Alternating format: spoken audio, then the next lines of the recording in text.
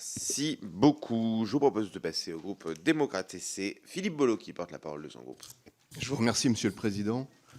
Monsieur le Président du directoire de RTE, merci pour vos propos également, Monsieur Vérinck, et toutes les informations que vous nous apportez. Je voudrais revenir, moi, sur le rôle de RTE en matière de pilotage du système électrique, en revenant notamment sur 2 points, EcoWatt et les réseaux. S'agissant d'EcoWatt, est-ce que vous pouvez nous dresser un bilan de son utilisation? Combien d'utilisateurs se sont inscrits? Quel est leur profil? Est-ce que c'est plutôt des particuliers ou des professionnels? Est-ce qu'ils couvrent tout le territoire national ou des régions ont-elles eu une attractivité plus forte vis-à-vis de l'outil? Ensuite, en termes de nombre d'alertes et de notifications, quelle est la diffusion que vous avez pu faire via EcoWatt? Même si je sais que les données sont disponibles, je ne suis pas prêté à l'exercice de faire l'exploitation de ces données moi-même. Mais ça, je tiens à vous féliciter de ce point de vue-là d'avoir rendu les données disponibles. Et puis, est-ce que vous avez fait une évaluation des effets d'EcoWatt dans une logique d'analyse pour éclairer les décisions, comme vous le dites, c'est-à-dire que d'un outil de prévention, de gestion du risque, est-ce qu'on peut en faire un outil de pilotage de la sobriété vis-à-vis des consommateurs ou des industriels? Toujours s'agissant d'EcoWatt, quel est l'avenir de cet outil? Est-ce que vous allez maintenir le service sur le long terme alors qu'on est dans un contexte plus favorable avec une adéquation meilleure entre les consommations et la production? Et puis vous avez, je sais, introduit un nouveau critère, un critère CO2, pour définir des alertes non pas par rapport à la pénurie, mais par rapport au profil carbone de la production électrique. Est-ce que vous allez regarder, est-ce que si c'est de nature à influencer l'utilisation de l'outil, puisqu'on passe d'une approche de pilotage climat par rapport à une approche de pilotage par la rupture de fourniture? Ça, c'était sur EcoWatt. Maintenant, sur les réseaux, je voudrais revenir sur le CAS Facé. Pour ceux qui nous écouteraient et qui ne connaissent pas ce dispositif, il s'agit d'un compte d'affectation spéciale au budget de l'État pour le financement des aides aux collectivités territoriales pour l'électrification rurale. Alors évidemment, vous pourriez me dire que je devrais davantage cibler et adresser la question à Enedis, le distributeur, plutôt qu'à vous, transporteur.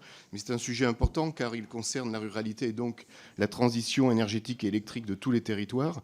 Et ma question est très simple. Que pensez-vous de l'actualisation à la hausse des crédits du compte d'affectation spéciale Facé, qui tourne actuellement autour de 370-380 millions d'euros?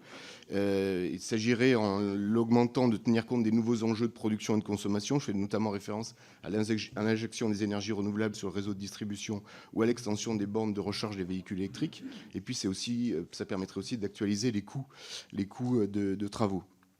Et si oui, si vous êtes favorable à cette augmentation, quelle serait selon vous la valeur cible à atteindre? Je vous remercie. Merci beaucoup, Monsieur le Président.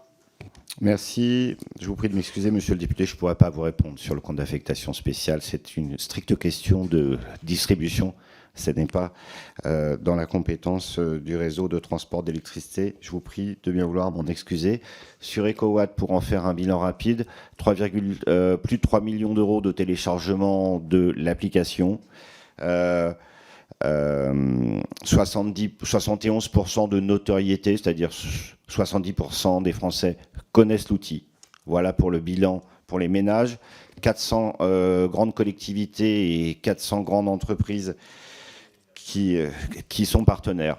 Voilà. L'effet d'EcoWatt, c'est pas que l'effet d'EcoWatt, c'est l'effet aussi des campagnes de communication. L'hiver dernier, l'énorme majorité des Français a baissé ses consommations d'énergie pour des questions de pouvoir d'achat, mais 30% d'entre eux l'ont baissé aussi pour des questions de gestes citoyens.